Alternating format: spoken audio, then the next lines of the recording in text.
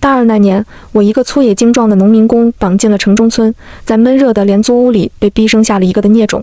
我厌恶那个婴孩，不愿意靠近，农民工就压低眉眼，执拗地强迫我养育那个出生不久的孩子。闷热的廉租屋里通风不太好，热得令人窒息。偏偏刚生完孩子，身子虚到连风扇都不能开，只能让汗水流到把衣服浸湿粘在身上。直到门吱呀一声被打开，我沉闷的丈夫回来了。精壮的男人被工地的日光晒得黢黑，汗背心已经被尘土浸得脏污难看，甚至军绿的鞋子上还沾着建筑用的灰白齑粉。他把我从拐卖者的手中救下，接着捂着我的嘴把我拽进了城中村。从此我被拖进了另一个深渊。迅速把买回来的菜放在门口后，刘照动作娴熟地用毛巾蘸了温水，给还在坐月子的我擦了擦身体。男性身上的汗味带来浓重的侵略压迫感，黢黑的皮肉带着滚烫的体温接触我微凉的身体。喂孩子了吗？刘照粗哑着声音问我，即使知道我从不主动喂过那个襁褓里的婴孩。我闭眼侧过脸去拒绝和刘照交流。我是重点大学的学生，有着良好的家境，前途可以预见的平坦，不该在这个年纪就成了一个孩子的母亲。在这个廉租屋里，我从被侵犯到受孕再到产子，短短2年的时间，简直像是过了半辈子。刚查出来怀孕时，我恐慌到几乎把验孕棒甩开，而刘照罕见地扬着眉眼，小心地趴在我腹部。可这才刚查出来，怎么可能听到什么声响？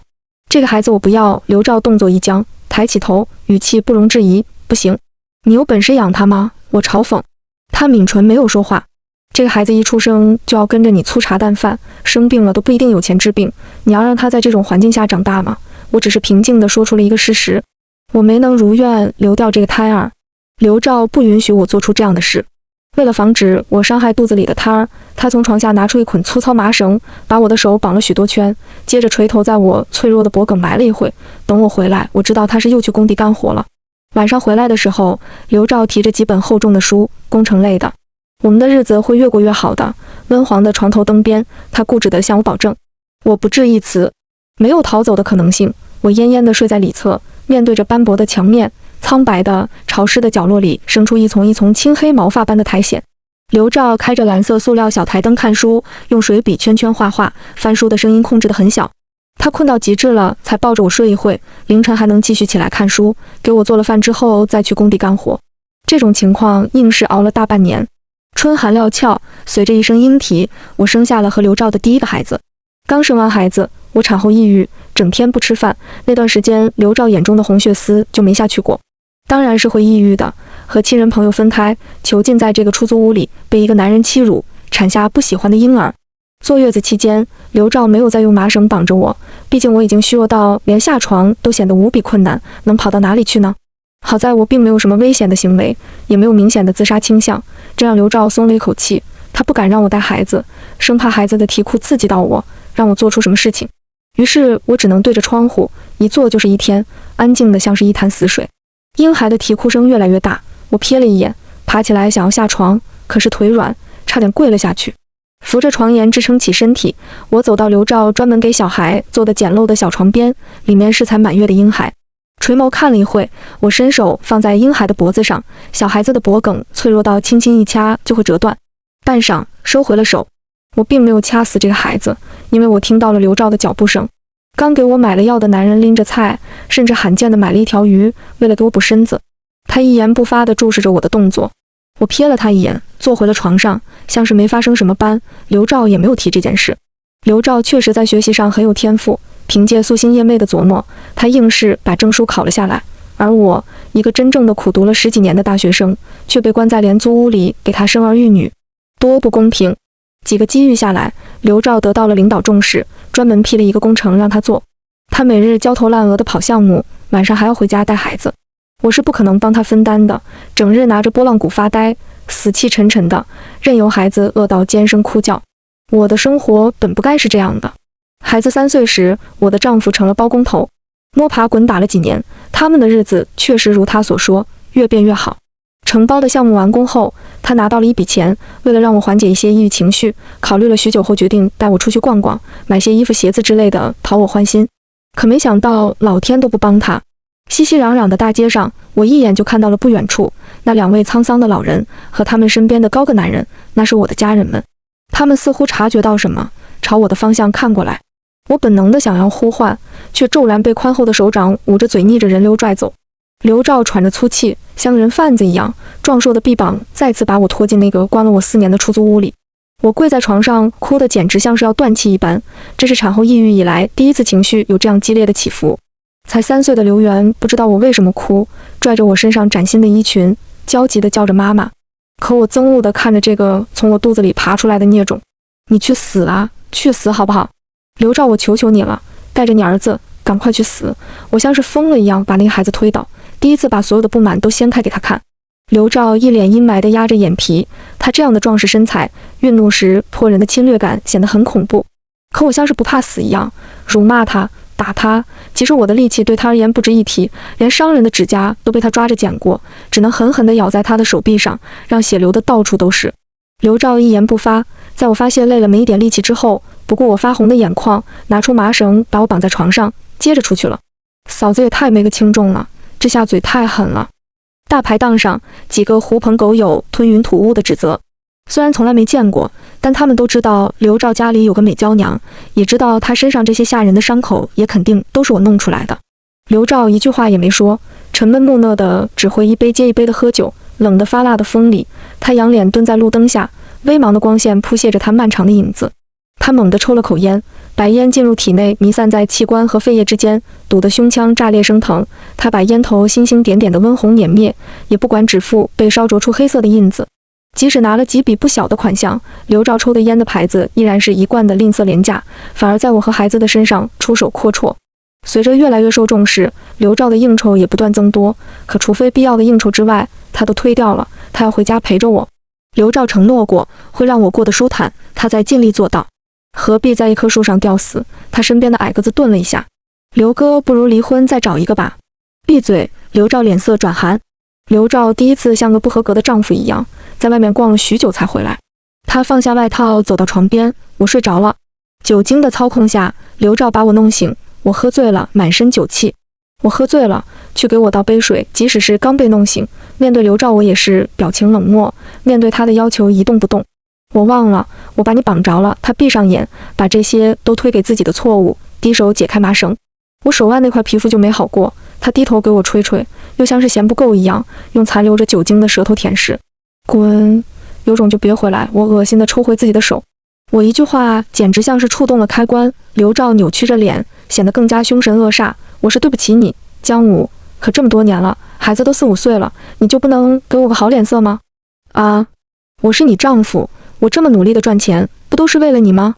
你凭什么这样对我？我不知道他怎么这么不要脸，可以说出这样的话。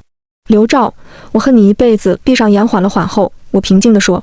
刘兆狰狞到眼珠子挤压得要崩裂一般，充斥着腥凝的嫣红。他死死地盯着我没有表情的脸，声音几乎都是黑压压的逼迫。好得很，好得很，江武，你敢说出来？那真是委屈你了，让你在这里给我生孩子。我不会放你走的，你别想了，这辈子都别想。那天刘兆发了狠，我注定没有好过。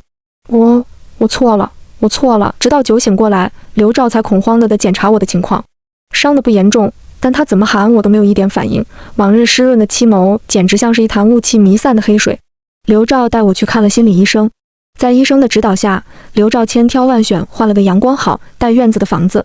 为了缓解我的抑郁，他每日都带我在花园里散步，牵着我的手，和过往的邻居微笑着点头示意，简直像是城市中最平凡的一对恩爱夫妻。只除了作为妻子的我过分沉默。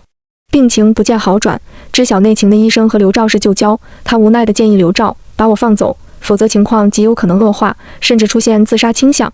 诊室安静到令人窒息，我垂下眼眸没有反应，刘兆则是面色黑沉凝重。他蹲在外面抽了许多根烟，烟味甚至不合适地飘进了诊室里，呛得医生都皱起眉头，想要去提醒他。没过一会，刘兆就回来了，他面无表情地盯着我，看着我把头埋在双臂之间，仿佛一个纸扎的苍白人偶。阿江，你想走吗？他的大掌钳制住我的肩膀，声音是罕见的轻柔。我没有回话，良久，我才抬头回复，让我走。那我们的孩子怎么办？没有母亲，他会被一个人扔在家里，连生病都没人照顾。显而易见，他在威胁我。这不重要，我微笑。不重要，连孩子都可以不重要。刘兆无甚表情地闭上眼，红柳根须般的青筋根根粗蛮地突鼓出来炸开，一瞬间失去了所有的力气。医生看不下去，怕刘兆刺激到我，他又开口劝说了几句，刘兆才定了定神，嗓音是被劣质烟草熏过的干涩阴哑：“你走吧，我放过你。”我起身，毫不犹豫地离开，可刚走了2步，就被他咬牙切齿地扑倒在地上。不行，我不允许！你给我听好了！刘兆眼睛猩红，嘶吼着把我按住，近乎歇斯底里，连医生都被他这个癫狂扭曲的样子吓得不轻。我不会放你走的，要死我们一起死吧，带着孩子。我们一家3口一起死，我们一起死，一起死，不可能分开。刘兆这是要害死我。刘兆的底线就是我不能离开，我可以抑郁，可以无视我们的孩子，但是绝不可以离开他。刘兆固执到极致，就在我几乎认命时，他突然在工地出事了。请问您是他的家属吗？很严重，肩膀被钢筋捅得对穿，其他部位都……我放下电话，我靠着床头，像是感到轻松般的眯了一会，接着站起身，翻箱倒柜地找着什么东西。床底、衣柜、桌子。妈妈，我抬头，冷淡地扫了一眼面前的孩子。刘源接触到我的目光，似乎瑟缩了一下，常年得不到母亲的关爱下，显得有几分矮小阴郁。妈妈，妈妈，你要走吗？我们是一家人。刘源童声稚嫩，像是小铃铛一般清脆。如果我爱他，应该会认为他的嗓音很可爱。我没有理睬他，依然弯腰到处扒拉着房屋各处的缝隙。房子大了，连东西都不好找。最后，我在他们的婚纱照后面找到了现金，厚厚的一叠现金以及一张银行卡，这是这个家的所有积蓄。按理说，这些钱是该用于刘兆的医疗费。我闭上眼，知道只有这一次机会。门的密码是多少？我蹲下身，抓着刘源的肩膀，罕见地对他温和着声音。刘源不说。我安抚性地摸摸刘源的脑袋，甚至在他的额头上浅浅地吻了一下。爸爸还在等我们呢。治病急着要用钱，我们要去照顾他。圆圆说对不对？医院里人很多，杂七杂八的从扶梯处涌出，黑压压的头顶在暗处涌成一股窒息的浊流。我一眼就望见了病房里那个桎梏我多年的丈夫。粗壮的男人此刻躺在病床上，脸上没有半分血色，肩膀处的绷带被刺鼻的药水染成枯黄，连带着他这个人也变得干枯染病，仿佛该死去一般。我就站在他的病床边，矮矮的刘源紧紧地攥着母亲的手，怀里抱着刚买的水果和小零食。刘兆早已醒来，只是受伤太重，连话都不能说。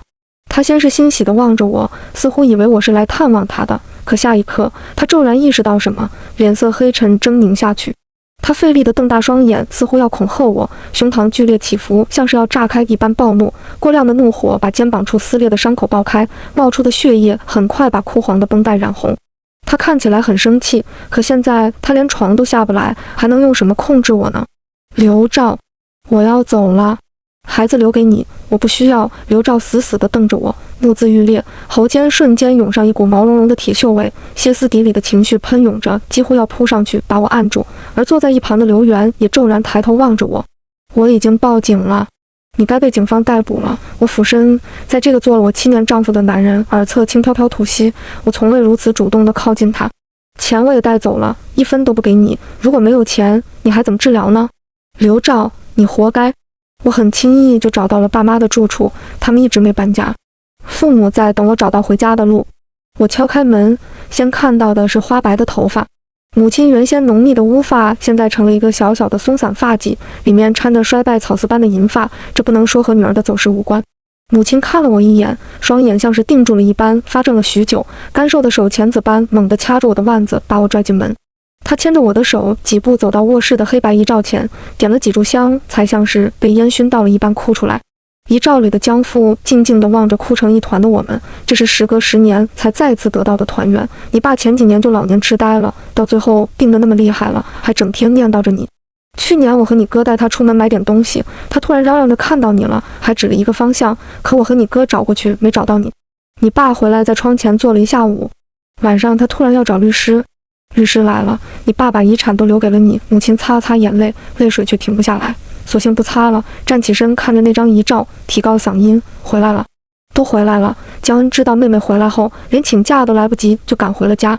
他一路驱车赶回了家，做了心理建设才敢进门。从前的我是被一家人教养大的，时隔7年，他不知道会看见一个怎样的妹妹。刚进门，他就被叫住：“哥！”我刚吹干头发，拿着吹风机，温温柔柔地弯着眉眼，细嫩的皮肉水一般的剔透，整个人笼罩在温黄的灯光里，遍体通明。江恩一把抱住我：“你哥哥一直没结婚，找不到你，没有心思娶媳妇。”温和的月色透过窗子照进来，我的房间几乎没什么变化。母亲和我睡在一起，一点一点地念叨着7年里的记忆，残忍清晰。母亲和江恩每日变招法的做我喜欢吃的饭食，味道一点没变，我也吃得很多，几乎像是一条不知饥饱的金鱼。我很少提及那7年发生了什么，我妈和我哥也不敢问。他们带我去公安机关做了笔录，回来之后就陪着我一起等消息。警方说那日去找刘兆时，他已不见了踪影，在监控死角凭空消失了。我难以接受这个结果，我静静地坐在飘窗上，回家之后也一直不爱说话。那段经历剥夺了我太多，甚至是时间观念。我望着阳台上绿意盎然的盆栽，才意识到已经回来2个月了。2个月里，我很少去想刘兆父子，像是刻意去忘记，直到敲门声响起。谁呀？母亲下意识地放下手里的活，快步走到房门前。透过猫眼，那是一个孩子，脸上是被暴力山打过后留下的青紫，血痕斑驳，身上裸露出的地方也有一些被烟头烫伤后的痕迹。仔细看去，那张小脸却和我有几分来自血缘的相似。一阵战栗划过骨脊，母亲几乎生出一股敌意。母亲本来不打算让他进门，可刘元凭着身板小钻了进来。母亲要去抓他，他却突然扑进了坐在沙发上的我的怀里。造孽呀！母亲摇摇头，把头探出屋门，警惕地盯着有没有其他人，随后快速关上门。我面容有一瞬间的扭曲，像是瞬间被抽走了力气般跌坐在沙发上。你爸死了没？刘元青紫肿起的脸蛋几乎做不出什么表情，眯着眼趴在我软软的怀里，偷偷的轻蹭，闭眼去嗅我的甜香。爸爸的朋友给他凑了钱治病。谁打的？我垂眸看他，像是才注意到他身上狰狞骇人的伤痕一般。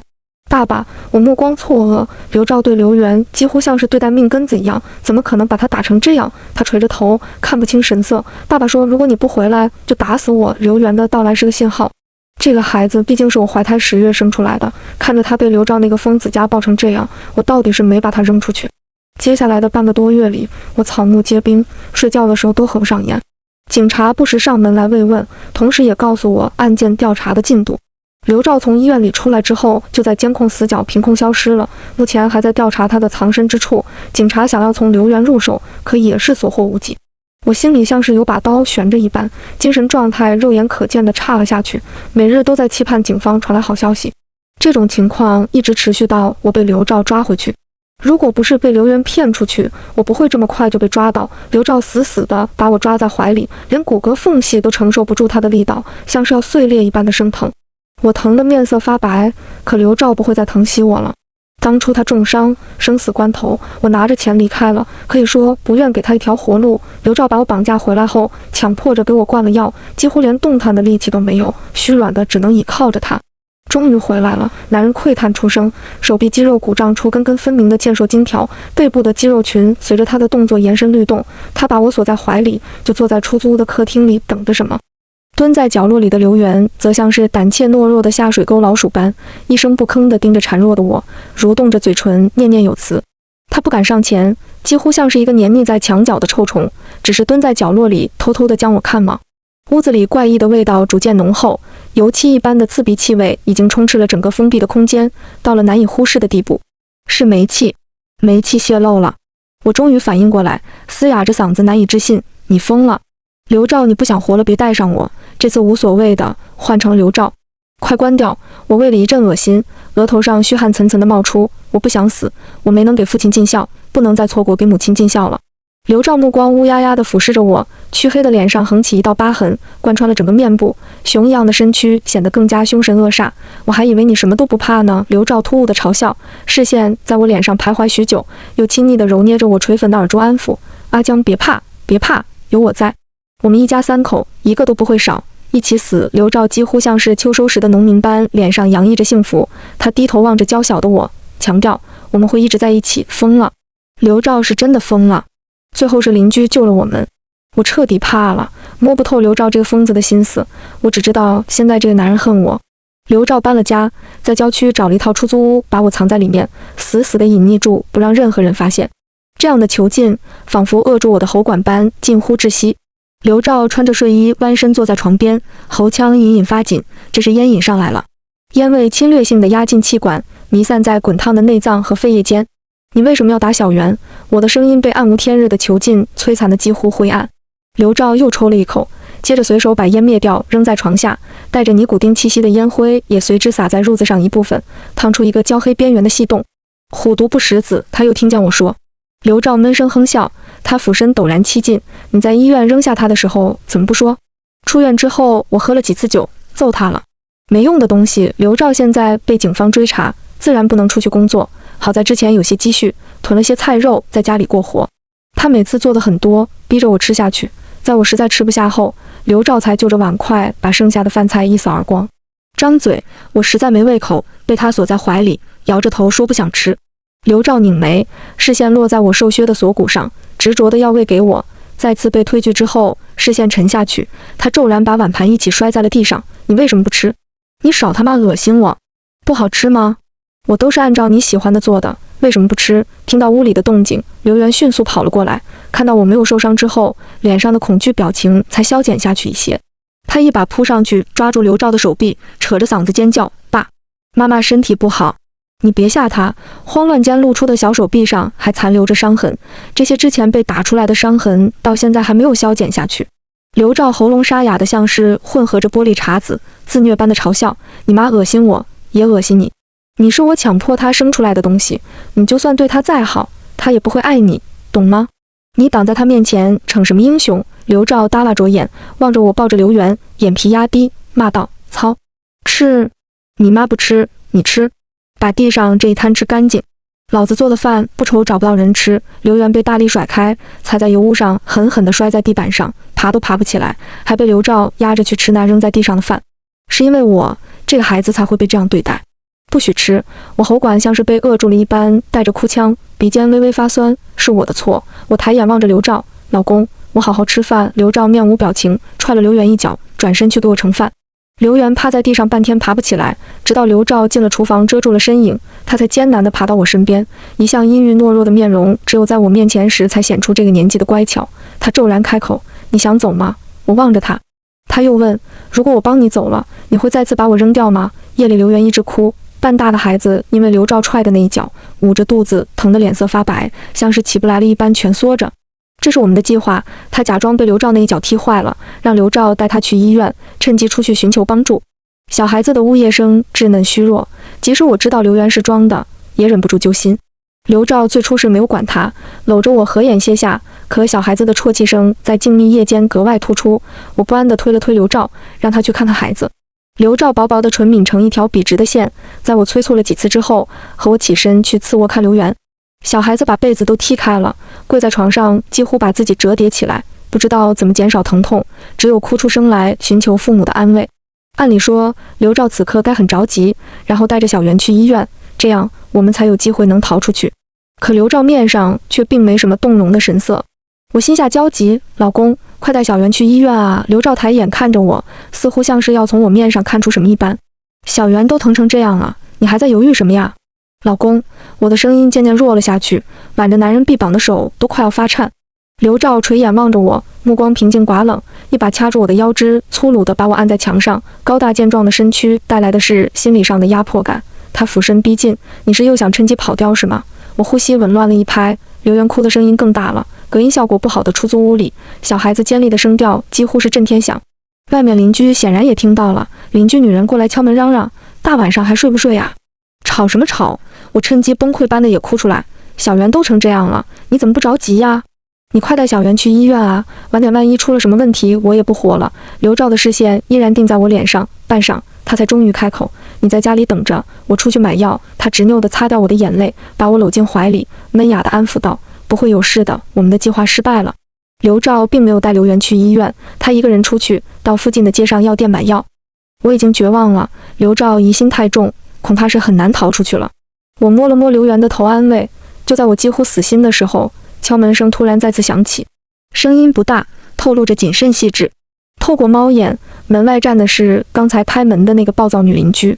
此刻她有节奏地轻轻拍门，趴在门上小声问：需要帮你们报警吗？还没来得及和警察说明具体情况，女邻居就突然尖叫了一声跑掉了。咚！一声巨响爆开，仿佛是重物撞击在了对面邻居家的门上。发现不对劲后，赶回来的男人如同一只暴怒的狮子，一拳捶在邻居家门上，发泄着被欺骗后的怒火。刘兆猛地踹了几脚门，把整扇门都踹得似乎隐隐晃动了一下。接着，他似乎是冷静下来了一般，转身回来。他打开门，一眼就看到了我和刘源躲在桌案下的身影。你们报警了。刘兆面无表情的陈述，不需要我的辩解。我抱着刘源，脸上血色褪去，微微发白，手在不自觉地轻颤。我们已经报警了。刘兆这回如果抛下我和刘源逃跑，以他的能力，说不定还能逃脱。可刘兆没有这样做，他固执地要带我一起走。他垂眸望着桌案下的我，出来。我护着刘源没有动作。刘兆自嘲地笑了一声，接着骤然弯身，拽着刘源的衣服领子拖出来，提起到和他平视的高度，面庞凶狠的不像是他的父亲。男人手臂逐渐失力，在他手中的小孩子也逐渐像是呼吸不上来了一般挣扎。刘兆出声威胁：阿江，如果你不想刘源死的话，跟我走。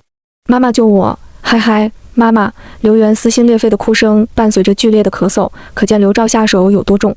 我管不了那么多了，扑上去要救刘源，却被刘兆一把甩开。他让我选择，要跟着他走，还是要刘源死。我几乎窒息一般的和刘兆对视，喉咙一个字都吐不出来。1秒，2秒，可来不及，我做选择了。窗外响起了警鸣声，尖锐的声响刺破了潮水般肿胀发黑的对峙。警察来了，刘兆走不了了。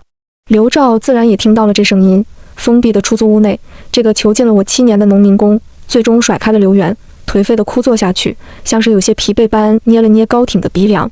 我急忙上去要把摔在地板上小孩子扶起来，却被刘兆拦住腰肢，强制按进怀里。男人呼吸粗重之慢，良久，我只听到一声重重的叹息：“对不起，阿江，对不起啊！”离警察上来估计还有几十秒的时间，刘兆就一直这样一动不动地抱着我，就像是过去几年里的那样固执。警察已经到门外了，破门估计还需要一小段时间。于是刘兆蹭了蹭我的脖颈：“你希望我判多久？”我抬眼看他，看着刘兆苦笑了一下。